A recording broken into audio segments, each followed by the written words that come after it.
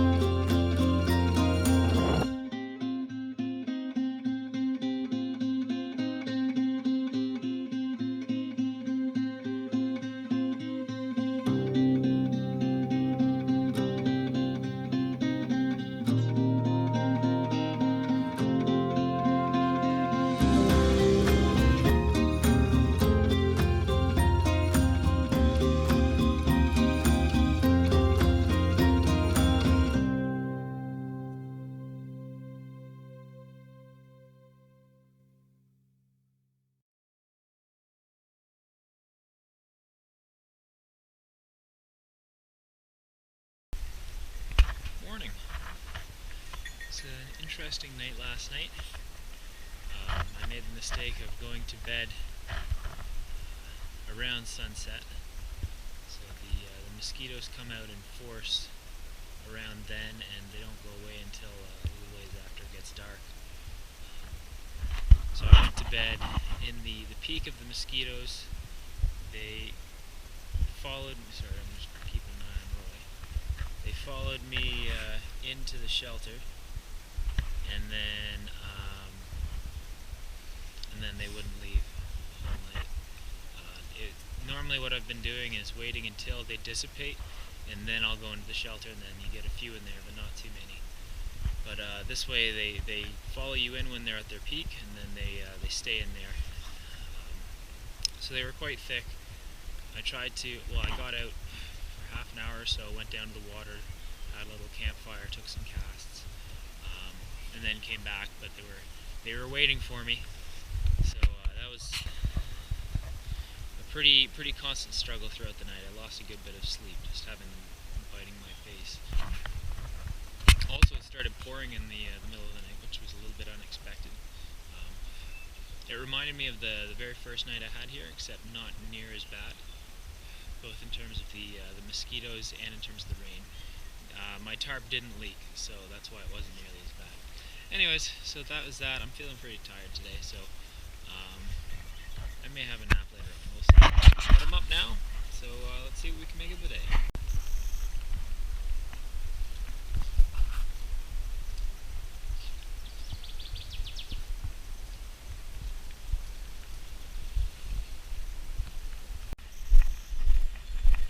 Roy and I are taking a fairly lengthy walk today. I'm just tracking the bush road back a distance. I've been in touch with my brother Trevor, and he's going to come pay me a visit. I'll probably have a few other people there as well, a few other friends, which is going to be nice. I'm looking forward to that. That's going to be in a couple weeks. So I'm just making sure that a truck will be capable of getting in this road. Just going back to the source and making sure it's passable. So far there are certainly a few challenges, and I'll have to do some work with the axe and the saw, clear a few objects out of the way, but I think it's doable.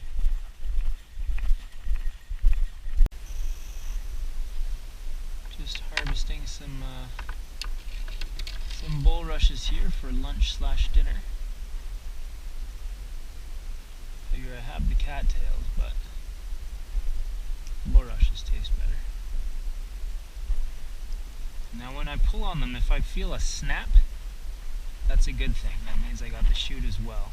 If it just kind of slides out, then the shoot has remained behind, and I just got the reed, I guess, which is not what I want. That's not edible.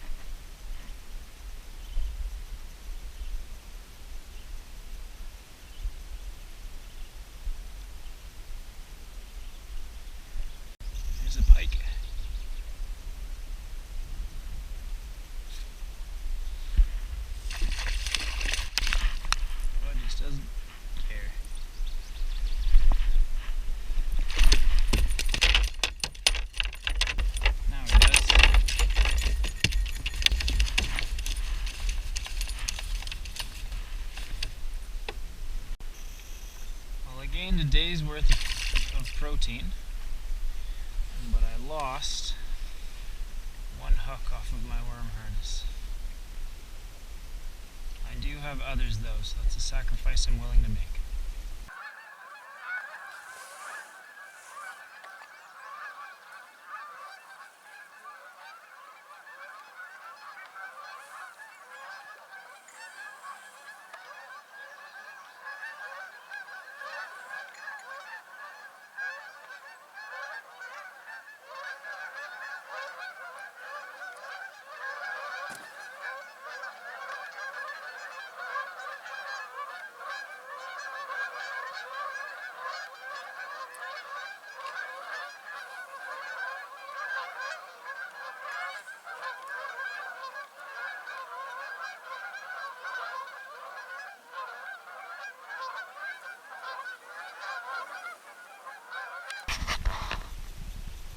It's been a long morning.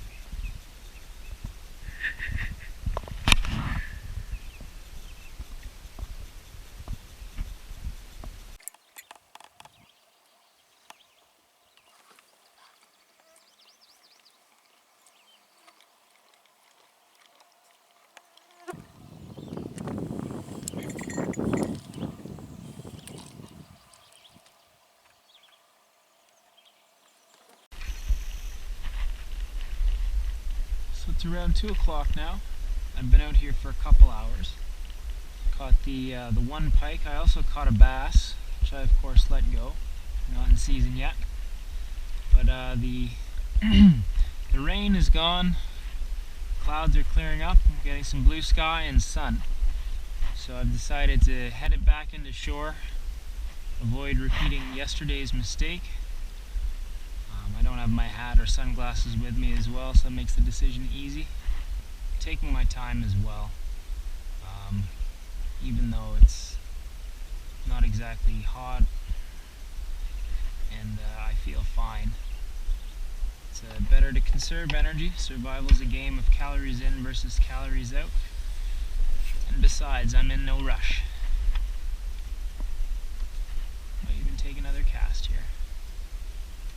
One fish is good, but 2 fish are better.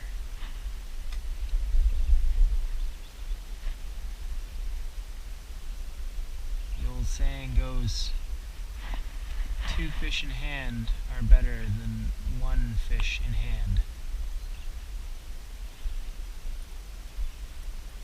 And 1 fish in the bush. I'm reasonably certain that's how it goes.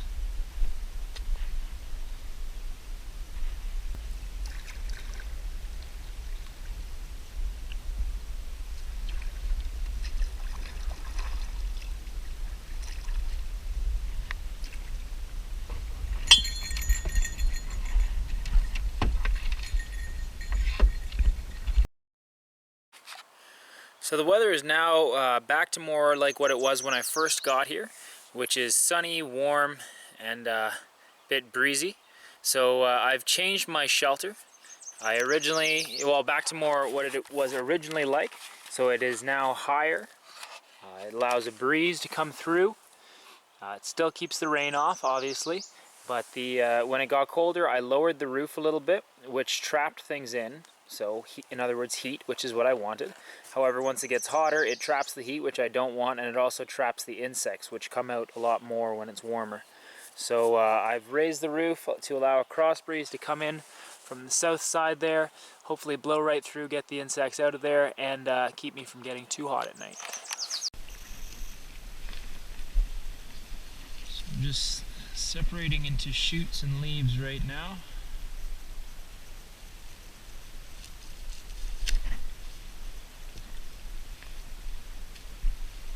What is edible and what can be used to make mats or what have you.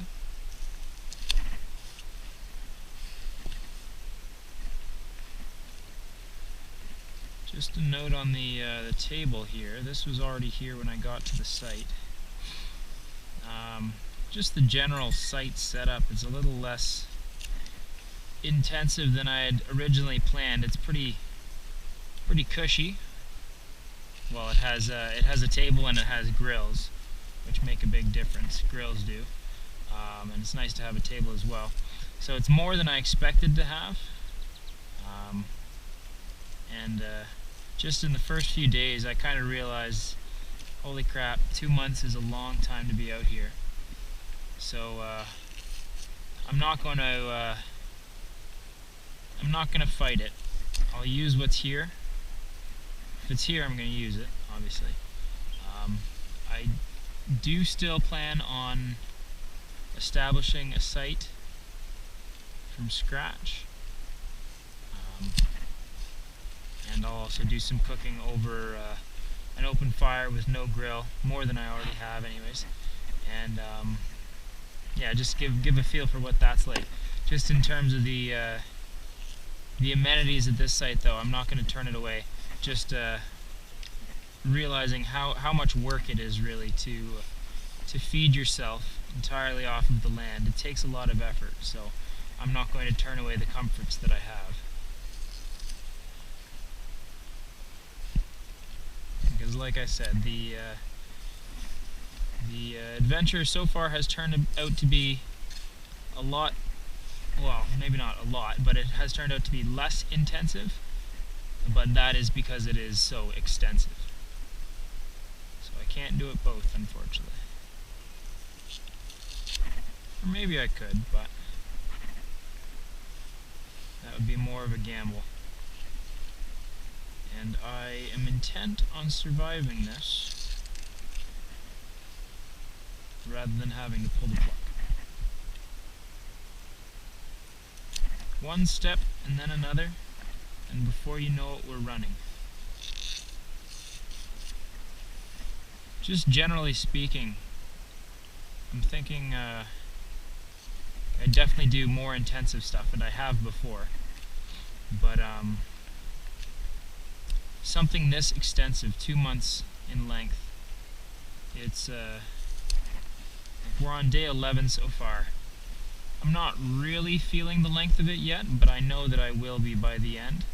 So something this extensive, I don't know that I would do it again. Definitely not on my own anyways, unless there was some serious motivation involved. I think this one will be enough for me. With other people, perhaps, you get the social benefit to that. Roy's a great listener, but he's not much of a talker. Also the partitioning of labor. It's a lot to do all by myself. Like this task, for example, could have been done days ago if I had a few other people to share the load. But it's all me, and I need to work with what the weather gives me. So yesterday, if I had 1 or 2 people helping me out, could have fired off the rhizomes quickly enough, or they could have done that while I went fishing. Could have had someone take care of the fire. So just having a few people to share the load makes a huge difference. And just being out here by myself, having to do everything by myself, things take a lot longer, it's a lot more tiring. Obviously you need to get more food with more people, but you can specialize. So one person does one thing, another person does another. So yeah, like I said, this is probably the only solo trip of this length that I will do. But back to the task at hand. This is a good stash of food. So since it's going to be feeding just me, once this is done, I'll be able to store these, save them for later. The chutes won't save as well. They will last, haven't put it to the test, I'm going to say maybe like a week or something like that. I've already been eating them though, and they're running low, but there's no lack of them. I know where to find those, and they're easy to gather.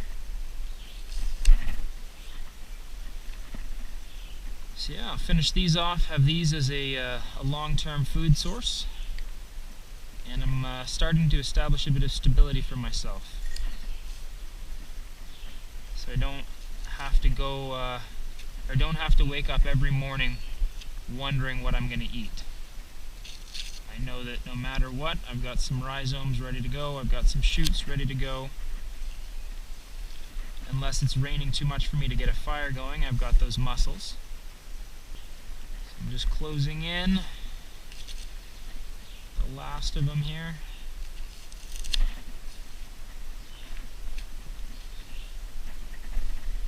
And voila! So these will just be stripped when it's time to eat them. I imagine having the extra layers on them when they're being saved keeps the moisture in, helps preserve them for longer. But I've got some shoots here. These will last me a couple days probably.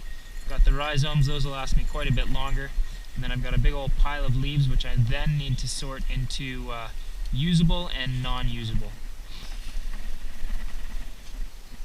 Just making a garbage pile and a good to use pile.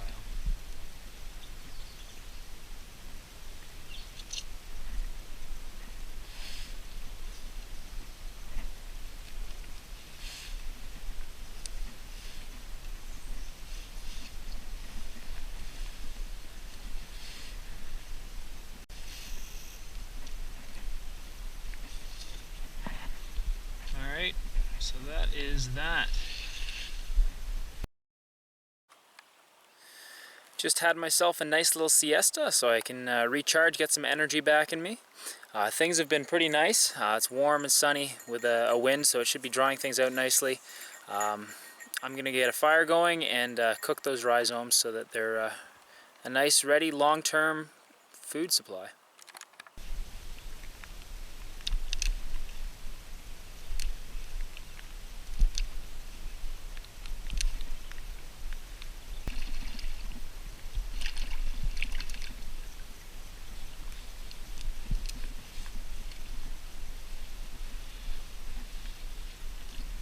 So these cattail rhizomes have now had the majority of the unwanted parts cut off.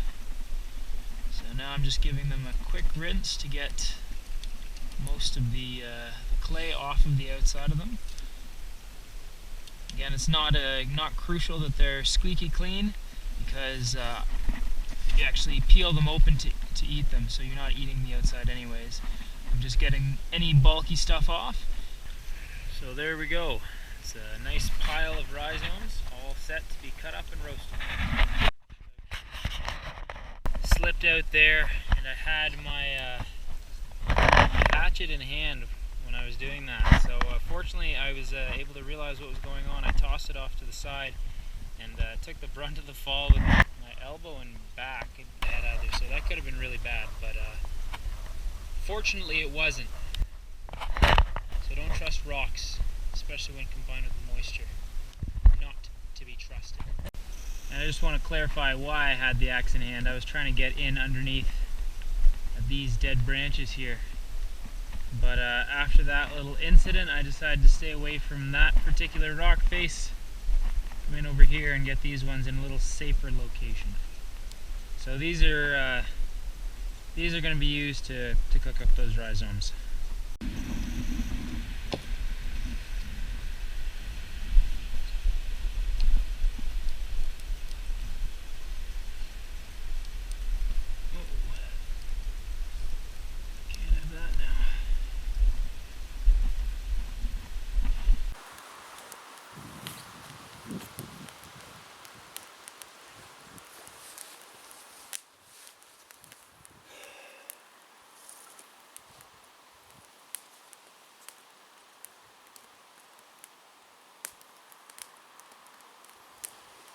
See, there's the fibrous outer layer and then the starchy inner layer there.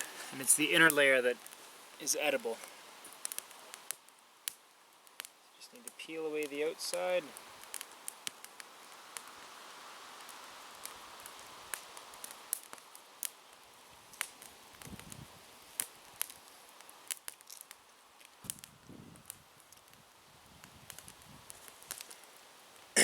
The ones that I'm eating today are the ones that got ripped open when I was harvesting them.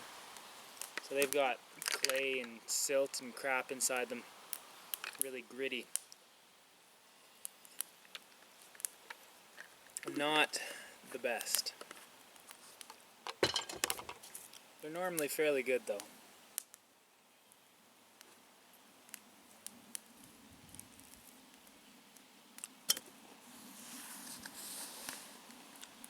There you go. There's the good stuff and the bad stuff.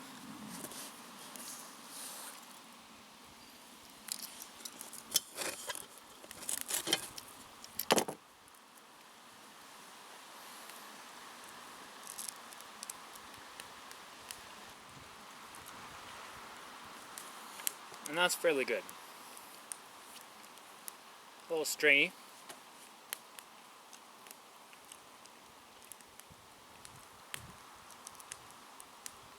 It's almost a little sweet. When you've been out here for long enough anyways. Forget what refined sugar tastes like. So I believe this is round 6 on the cattail rhizomes. A bit more than halfway there.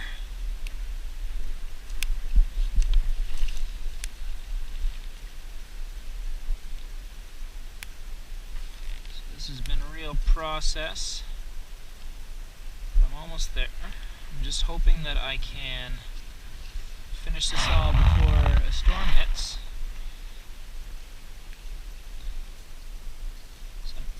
Just leaving them for a couple minutes on each side.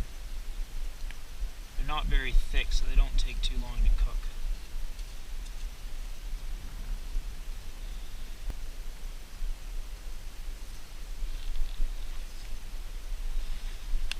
And then back on.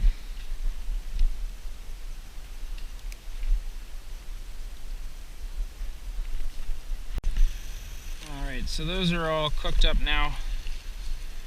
Stored away in a dog food container. Yeah, like I said, I'll have to work on something a little better for storage. I'd like to get storage for a few other things as well. So, birch bark containers, that's something that I'm going to have to give it a go and see if I can make something work. That is not a job for today.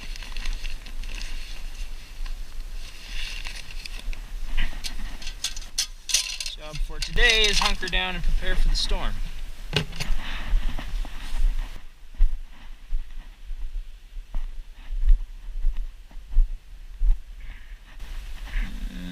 see how it is. By day 11, it had become clear that I was losing weight. I was forced to cut a new hole in my belt to make it fit.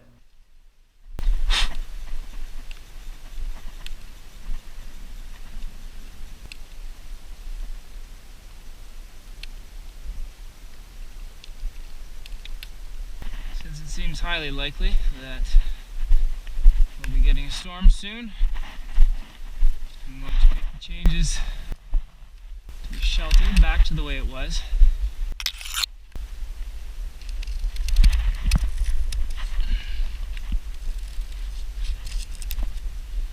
Bring the entrance down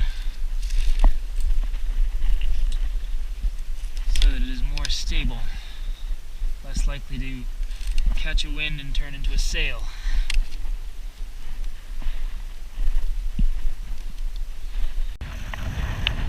Well, it's now starting to rain, so I see light to the west. But I think this is where I turn it in for the night. One observation, the wind is now coming down the lake from the north. It was south earlier. Generally, or at least the 11 days I've been here, north winds are cold and they bring precipitation. South winds bring warmth. Makes sense. I think that's pretty standard, but I don't know whether this is just from the storm or what.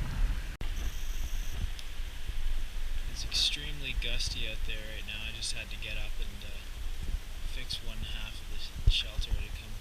loose. It was billowing out like a sail, so a little bit of an unpleasant waking in the middle of the night. Hopefully that's the only time I